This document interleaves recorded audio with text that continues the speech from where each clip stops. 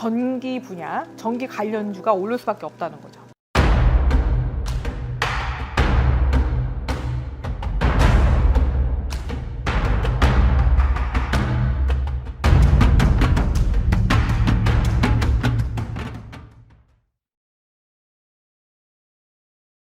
님 안녕하세요. 안녕하십니까, 만사입니다. 오늘도 촬영 시간 만들어줘서 감사합니다. 오늘 선생님 그 팔에 끼신 게 또 어떤 의미가 있는지 네. 오늘도 또 색다른 의상을 또 입어주셨는데요. 네. 오늘 또 선생님께서 그 선생님 영상을 보시는 시청자분들께서 또 삼성전기에 대해서 한번 또 촬영을 좀 해달라고 부탁을 하셔서 오늘 삼성전기의 전망에 대해서 한번 찍어보려고 해요. 오늘 선생님께서 신타로로 보셨을 때 이 삼성전기 전망 어떻게 보시나요? 자, 삼성전기는 지금 혼자 이끌어가는 그런 기업은 아니고요. 지금 어떻게 보면 반도체 수주로서 어떻게 보면 AI 데이터 센터 증축으로 인해서 같이 지금 가는 형국을 갈 것이고, 대신에 삼성전기가 순승장구 가면 좋겠다만 여러 가지 판단의 기로에 섭니다. 그래서 꼭 동업자가 있어야 된다고 나옵니다. 그래서 혼자만은 클 수 없는 기업이다라고 나와요. 그래서 아마 삼성전자 관련해서 아니면 SK 관련해서 아니면 데이터 센터 증축이 전 세계적으로 굉장히 중요한 시기입니다. 그래서 지금 AI 데이터 센터를 구축은 하고 싶으나 그 주민들의 반대와 그리고 지하수 오염이 문제가 돼요. 그래서 반도체를 생산하는 건 좋은데 이산화황과 지수화학이 또 발생이 되기 때문에 환경오염에 문제가 되기 때문에 어떻게 보면은 그 바닷가 쪽으로 가는 게 맞습니다. 그렇기 때문에 내륙에서 하는 것이 그 수분이나 물에 대한 그런 공급의 부족으로 이어질 수 있기 때문에 장기적으로 봤을 때 그 데이터 센터 구축될 때까지 그 전기 분야, 전기 관련주가 오를 수밖에 없다는 거죠. 또 최근 증권가에서는 삼성전기를 좀 AI 부분 대장주로 좀 평가를 하고 있는. 그렇죠. 외국인들이 지금 진입을 많이 하게 될 거고요. 외국인 매수세가 굉장히 많아질 걸로 예상이 됩니다. 그래서 아무래도 약간의 변동사항은 있을 거예요. 만약에 최고가를 찍었다가 그 하이닉스처럼 좀 뭐 23만 원, 30만 원 빠졌다가 다시 오르는 경우를 많이 보게 될 겁니다. 그래서 외국인 매수세를 많이 보래요. 대신에 음력 8월 이후에는 안정구도로 갈 것으로 예상이 되네요. 최근 MLCC와 FCBGA가 AI 서버의 핵심 부품으로 좀 사용되면서 수요가 커지고 있는데 이 MLCC의 전망 한번 좀 말씀해 주세요. MLCC는 그 콘덴서입니다. 그게 콘덴서를 뜻하는 건데 이것이 전력을 조절해서 그걸 갖다가 그 전력량을 넘기는 것을 조절하는 장치예요. 그래서 보면은 그 기판을 이렇게 보면은 점점점점 돼 있는 거 위에 막 그 쿠키같이 막 짐 쌓여 있는 게 있습니다. 그게 지금 MLCC거든요. 그래서 보고도 잘 모르시는 분 맞는데 그쪽 방향으로 지금 나가는 것이 맞고요. 데이터 용량이 많아질수록 전류량과 저장량이 많아야 되기 때문에 앞으로 굉장히 중요하게 부각이 될 것입니다.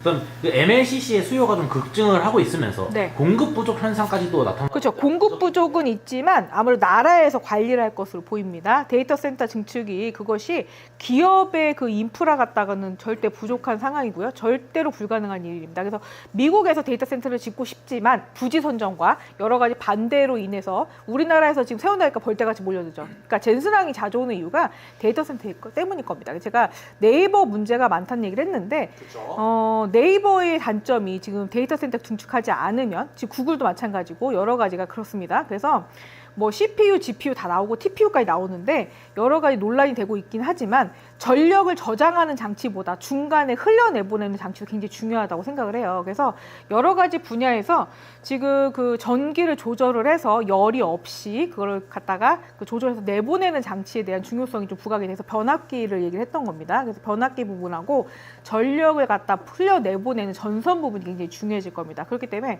장기적으로 봤을 때는 전기하고 전선, 전압기 부분을 무시할 수는 없다는 거죠. 그다음 FC 그 BGA에 대한 전망은 또 어떻게 보세요?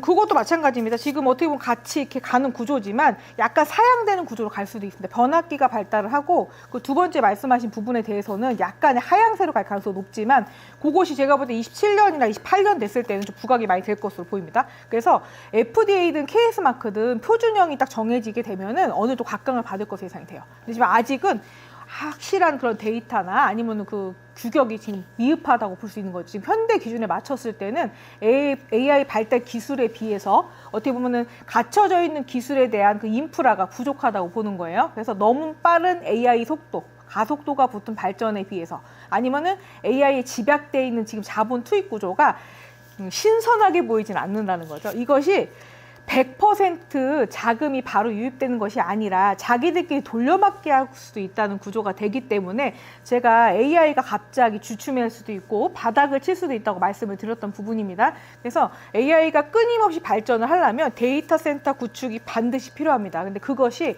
바로 이루어질 것이냐 아니면 시간이 걸릴 것이냐인데 제가 볼 때 시간이 텀이 너무 길어요. 그래서 뭐 우리나라든 아니면은 뭐 일본이든 어딘가에 데이터 센터가 증축이 된다면은 전부 다 그쪽으로 몰리겠죠. 그래서 데이터 센터가 그래서 지금 구체적으로 봤을 땐 지구상에서 설치하기가 쉽지가 않기 때문에 스페이스X로 그렇게 해서 외국으로 아니면은 그 우주로 쏘아 올린다는 얘기가 나오는 겁니다. 장소가 구비가 되지 않는다. 그리고 주변에 환경 오염을 시킬 수 있다는 점, 여러 가지 문제점이 있다는 거죠. 좋습니다. 최근에 또 삼성전기에서 차세대 유리기판 기술을 개발했는데 혹시 이 전망은 또 어떻게 보시나요? 그러니까 전망은 지금 자체는 여러 군데서 지금 전자기판, 유리기판은 예전부터 있던 겁니다. 그래서 거기다가 어떤 기술을 입히느냐, 어떤 전력량을 흘려보내서 어떻게 특화시키냐가 관건이 될 건데 여러 군데 추월을 받을 것이라고 합니다. 대신에 삼성전기가 갖고 있는 거는 사업력인데요. 어느 정도 사업력 굉장히 기반이 튼튼하다고 보이기 때문에 앞으로 그 유리기판 때문에 문제 생길 일은 없지만 어쨌건 특화된 기술로 인해서 발전은 계속 가속화될 것으로 보입니다. 근데 개인적으로 궁금한 건데 네. 이 선생님이 말씀하시기를 삼성전기 얘기를 하셨지만 네. 결국 반도체랑 또 이어지는 거잖아요. 그렇죠. 이번에 이제 삼성전자와 SK 하이닉스에서 이 호남 지역, 네. 전라도 지역에 그렇죠. 사실 새만금. 네, 맞습니다. 네. 새만금의 AI 데이터 센터인지는 모르겠지만 AI 이 생산성을 올리기 위한 공장을 유치한다는 가능성이 커지고 있습니다. 제가 서해안 쪽, 변산반도 쪽으로 갈 것 같다는 말씀을 이미 드렸습니다. 왜냐하면 수량이 풍부하고요. 일단 화력발전소가 있었던 곳입니다. 그래서 어느 정도의 예측을 하고 가는 것으로 보이고요. 원자력 발전소도 지금 부족한 상황입니다. 전력을 대비할 수가 있는 구조가 적기 때문에 지금 데이터 센터 구축을 하게 된다면은 그 동해안의 수량이나 아니면 서해안 쪽으로 갈 수밖에 없는데 지금 현실적으로 봤을 때 수량을 갖다가 공급하거나 열을 식히는 구조를 갖다 갖추려면은 서해안이 가장 유력합니다. 네. 그렇게 된다고 하면 사실 선생님이 말한 것처럼 시간이 좀 걸릴 수 있다고 말씀해 주셨잖아요. 그렇죠. 새만금은 국가 토지이기 때문에 네. 아무래도 발전하는 과정에서 선생님이 이 혼자만의 힘으로는 안 되고 국가적인 힘이 필요하다. 네. 뭔가 상황이 딱 맞아 떨어지는 것 같은데 그렇죠. 새만금의 발전을 한다면 좀 빠르게 발전이 발전 가능하죠. 법적인 분쟁을 해결할 수 있는 것이 민원이라든가 아니면 민원을 잠재우기 위해서 어느 혜택이 들어가야 되는 겁니다. 자금 투입이 굉장히 뭐 조단위 정도가 아니라 천문학적인 비용이 들어갈 수도 있습니다. 그렇기 때문에 이거를 인프라 구조를 깔아줄 수 있는 건 정부에서 하는 일이거든요. 그래서 전체적인 세계화를 위해서도 AI 데이터 센터를 만약에 우리나라에 구축을 여러 개 하게 된다면 전 세계 기업이 우리나라 몰리는 효과가 될 것이고요. AI 지금 데이터 센터가 부족한 곳이 굉장히 많습니다. 구글부터 시작해서 지금 문제점이 그거예요. 발전의 기로에 쓴 거죠. 자, AI 기술을 집약도를 높여서 자금 투입은 했지만 그것이 실질적인 매출인지 평가가 안 되고 있는 상황입니다. 그래서 AI 데이터 센터가 만약 구축이 된 상태라면은 저장이라든가 아니면은 전력을 흘려보내는 일 그리고 모든 것이 해결될 수가 있기 때문에 지금 그게 가장 큰 관건으로 떠오를 것이고요. 앞으로의 문제점의 해결책을 찾으려면은 AI 데이터 센터를 어디다 구축할 것인가가 관건이 될 것입니다. 좀 개인적으로 궁금한 건데 바다는 사실 굉장히 많은 분들을 먹여 살리잖아요. 그죠. 수량을 사용하고 그거를 열을 식히게 된다면 이 생태계에 대한 문제가 일어나지 않아요. 그렇죠. 아무래도 그런 털이 있습니다. 이제 반도체에서 이제 물을 만약에 쓰거나 아니면 AI 데이터 센터 돌리게 되면 열이 굉장히 많이 발생을 합니다. 그것을 갖다가 어떻게 액화, 그러니까는 물로 식히는 거죠. 그러면 온수가 나오죠. 온수가 나오게 되면 열대성, 그죠? 기후에 그런 조류가 많이 살게 되겠죠. 근데 서해안 아산만 같은 경우는 여기 갯벌입니다. 갯벌 구조죠. 어떻게 보면은 그런 약간 정화 기술이라든가 정화력에 대한 어느 정도의 센서를 가동을 해서 그쪽으로 추진하지 않을까 그런 생각이 드네요. 그래서 동해안 같은 경우는 수심이 깊은 데 비해서 지금 수온이 많이 오르고 있는 건 사실입니다. 그렇기 때문에 약간 위험할 수 있고요. 또 전체적인 그 파도의 높이라든가 여러 가지 높이로 봤을 때는 좀 안정적으로 가려면은 지금 어떻게 보면 서해안을 갈 수밖에 없다는 거죠. 그러면 마지막으로 삼성전기의 2026년 하반기 흐름은 좀 어떨까요? 하반기 흐름은 지금 한 6월 달까지는 저 기조가 좋지 않습니다. 6월 둘째 주까지는 지금 좋지 않다고 나오고요. 앞으로 좀 좋아지는 것은 제가 볼 때는 한 2달 정도, 그러니까 40일 이후에는 좋아질 것으로 예상이 됩니다. 그래서 앞으로 제가 말씀드렸지만 하반기에 거의 한 9월달 정도부터 안정세로 갈 것으로 보이기 때문에 그 전에는 하이닉스처럼 뭐 20만 원이 빠졌다 다시 오를 수도 있고요. 아니면 내려갔다 올라오는 거를 좀 많이 보게 될 수도 있습니다. 네, 마지막으로 이렇게 해서 이 영상을 보시는 시청자분들에게 해주실 수 있는 조언이나 좀 같은 것들이 있을까요? 지금 우리나라 주식시장이 지금 뭐 환율 때문에 지금 많이 영향을 받고 있는데요. 지금 트럼프가 정책을 피고 있는 거는 저환율입니다. 저환율, 그 저유가인데 지금 어떻게 보면 마무리 과정에 있는 거라고 보시면 될 것 같고요.